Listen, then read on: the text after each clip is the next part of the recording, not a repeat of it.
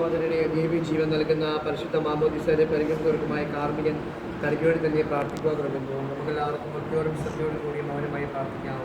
നഷ്ടപ്പെട്ടു പോയവരെ അന്വേഷിക്കുകയും ചിതറിപ്പോയവരെ ഒരുമിച്ച് കൂട്ടുകയും ചെയ്യുന്ന കർത്താവേ, നിന്റെ സഭയിൽ പുരോഗതി ശുശ്രൂഷ ചെയ്യുവാൻ വിനീതനായി ദാസനെ തിരഞ്ഞെടുത്തുവല്ലോ. സകല നീതിയും പൂർത്തിയാക്കുവാൻ വേണ്ടി യോർദാനിൽ വെച്ച് യോഹന്നാനിൽ നിന്ന് മാമോദിസ സ്വീകരിക്കുകയും മാമോദിസ നൽകുവാൻ സ്നേഹന്മാരെ നിയോഗിക്കുകയും ചെയ്ത കർത്താവേ, യഥാവിധി പരികർമ്മം ചെയ്യുവാൻ എന്നെ യോഗ്യനാക്കണമേ. സകലത്തിന്റെയും നാഥായ നീക്കും.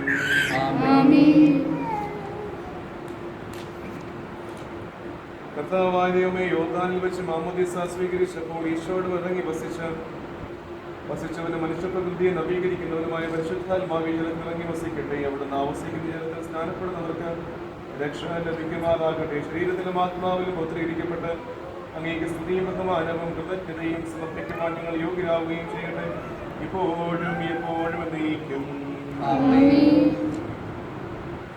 മാമോദീസായിലൂടെ പാപമോചനം നൽകി ആത്മീയ ജന്മം നൽകുന്ന ഒരു പുതിയ ഉത്തരമായി തീരുവാൻ ഈ ജലം പിതാവിന്റെയും പുത്രന്റെയും പരിശുദ്ധാത്മാവിന്റെയും നാമത്തിൽ ആശീർവദിക്കപ്പെടുകയും വിശുദ്ധ തൈലത്തോട് കലർത്തപ്പെടുകയും ചെയ്തിരിക്കുന്നു.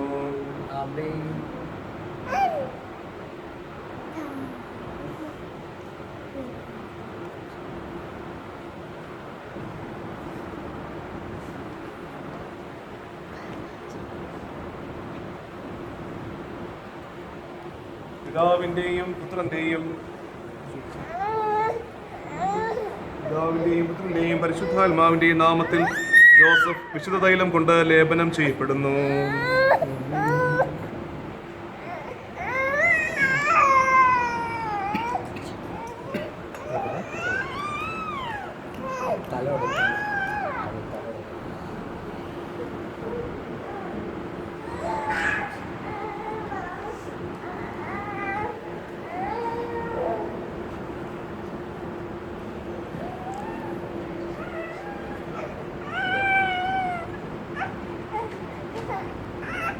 പിതാവിന്റെയും പുത്രന്റെയും പരിശുദ്ധാത്മാവിന്റെയും നാമത്തിൽ ജോസഫ് മാമോദിസ മുക്കപ്പെടുന്നു.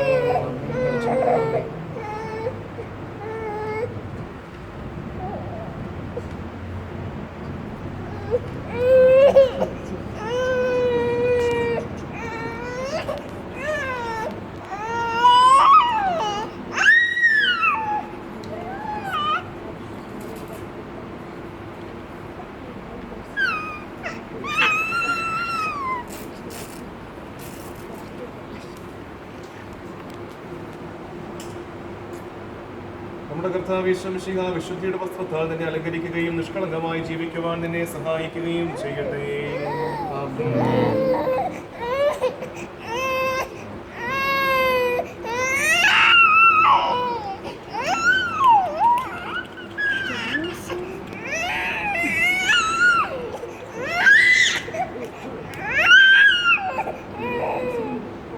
ലോകത്തിന്റെ പ്രകാശമായ മിശിഹ നിനക്ക് മാർഗദീപമായിരിക്കട്ടെ.